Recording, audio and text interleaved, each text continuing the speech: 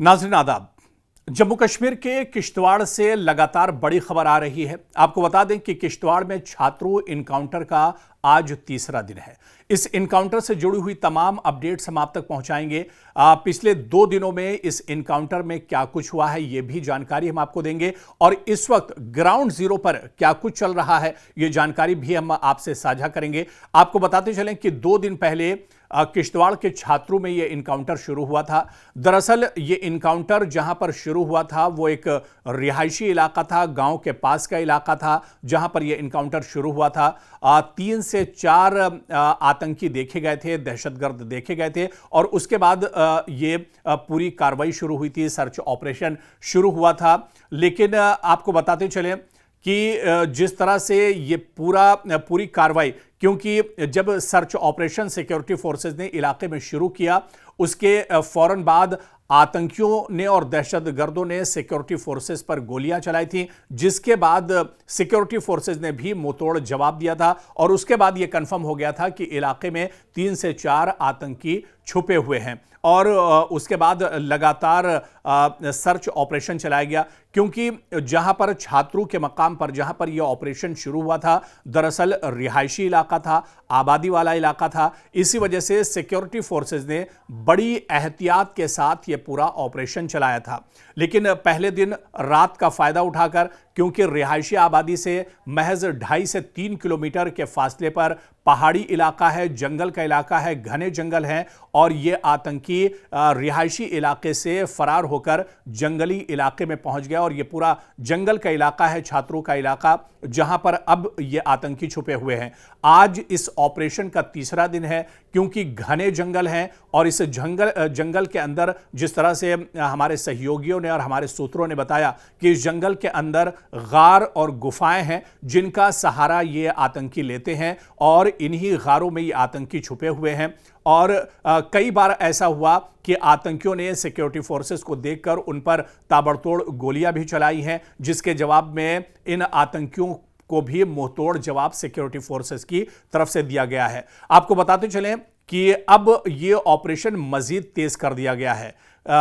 Operation के पहले दिन आपको पता होगा कि भारतीय सेना का एक जवान शहीद हुआ था, संदीप, जिनका ताल्लुक महाराष्ट्र से था। 17 राष्ट्रीय राइफल के जवान थे जो ऑपरेशन के पहले दिन आतंकियों से लोहा लेते हुए शहीद हो गए थे और उसके बाद इस कार्रवाई के बाद ही लगातार इस ऑपरेशन का दायरा मजीद बढ़ा दिया गया है और अब ये ऑपरेशन पूरे हाईटेक तरीके से अंजाम दिया जा रहा है। इस ऑपरेशन में हम आपको बता दें कि पैरा कमांडोज, एसओजी और इसके अलावा सीआरपीएफ की मदद ली जा रही है, तो वहीं पर हाईटेक तकनीक और ड्रोन के जरिए भी मदद ली जा रही है। क्योंकि जिस तरह से हमने पहले बताया कि यह पूरा इलाका दरअसल एक जंगल का इलाका है। इस जंगल में जगह जगह गुफाएं बनी हुई हैं, इस जंगल से नाले निकले हुए हैं जिनका सहारा लेकर ये आतंकी फरार होने में कामयाब होते हैं। लेकिन इस बार जिस तरह से हाईटेक तरीके से इस पूरे ऑपरेशन को अंजाम दिया जा रहा है,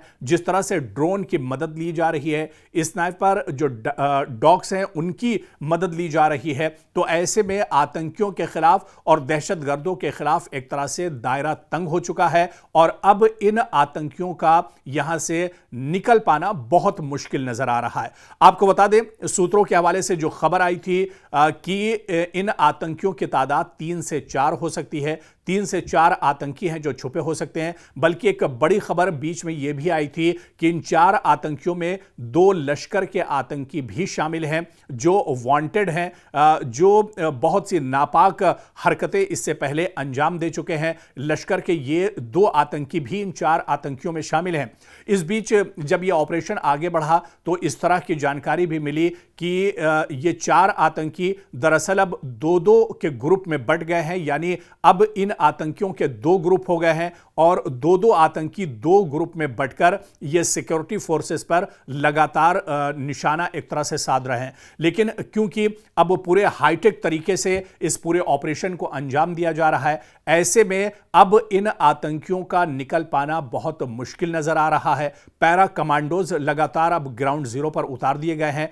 कल खुद डीजीपी नलिन प्रभात ग्राउंड जीरो पर पहुंचे थे, उन्होंने ऑपरेशन का जायजा लिया था, उन्होंने सिक्योरिटी फोर्सेस की सराहना की थी और कहा था कि ऑपरेशन बहुत अच्छे तरीके से चल रहा है और चारों तरफ से अब इन आतंकियों की घेराबंदी कर ली गई है। सर्च ऑपरेशन पहले दिन से लगातार चल रहा है। इस सर्च ऑपरेशन का आज तीसरा दिन है और जिस तरह से बीच में खबर आई थी कि इस ऑपरेशन को अब और ज्यादा मजबूत किया गया है।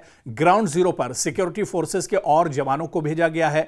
एसओजी, सीआरपीएफ और पैरा कमांडोज भी अब इस ऑपरेशन में शामिल हो गए हैं। यानी आतंकियों का अब यहां से निकल पाना बहुत मुश्किल नजर आ रहा है। इसके अलावा आपको हम बताते चलें कि इस ऑपरेशन में जो सबसे अहम चीज है वो यही है कि हर बार आतंकी जंगल का सहारा लेकर या पहाड़ी जो टेरेन्स होते हैं उसका सहारा लेकर भागने में कामयाब होते हैं, लेकिन इस बार जो घेराबंदी इन आतंकियों के खिलाफ, इन दहशतगर्दों के खिलाफ की गई है, ऐसे में इनका बच पाना बहुत मुश्किल नजर आ रहा है क्योंकि जमीन पर पैरा कमांडो, एसओजी और सीआरपीएफ के जवान लगातार सर्च ऑपरेशन चला रहे हैं। जंगल के अंदर अब सेना के जवान जो है एक तरह से घुस चुके हैं, तो वहीं पर आसमान में हाईटेक तरीके से यानी ड्रोन के जरिए से अब नजर रखी जा रही है। यानी चारों तरफ से अब दायरा इन आतंकियों के खिलाफ तंग कर दिया गया है और ऐसे में ऑपरेशन किश्तवाड़ अब बहुत जल्दी एक तरह से खत्म होने वाला है क्योंकि पहले इस ऑपरेशन में दरअसल देरी इस वजह से हुई क्योंकि जब यह ऑपरेशन शुरू हुआ था तो रिहायशी इलाके के करीब था, लेकिन अब यह आतंकी दरअसल जंगल के इलाके में पहुंच गए हैं और रिहायशी इलाका जंगल से तकरीबन 2.5 से 3 किलोमीटर की दूरी पर है। ऐसे में इस ऑपरेशन को अंजाम देने में अब सिक्योरिटी फोर्सेस को भी किसी तरह की परेशानी नहीं होगी और इसके अलावा जितने हाईटेक तरीके से यह ऑपरेशन अंजाम दिया जा रहा है, ऐसे में अब यह आतंकी, ये दहशतगर्द एक तरह से सिक्योरिटी फोर्सेस के चुंगल से बच नहीं सकते हैं और बहुत जल्द छात्रों का जो ऑपरेशन है यह खत्म होगा और बहुत जल्द जो गुनहगार हैं, जो आतंकी हैं, जो दहशतगर्द हैं, इन्हें एक तरह से कैफरे किरदार तक पहुंचाया जाएगा। तो हमारी नजर लगातार छात्रों किश्तवाड़ इनकाउंटर पर बनी रहेगी। जो भी अपडेट इस इनकाउंटर से जुड़ी हुई आएगी वो हम आप तक पहुंचाते रहेंगे।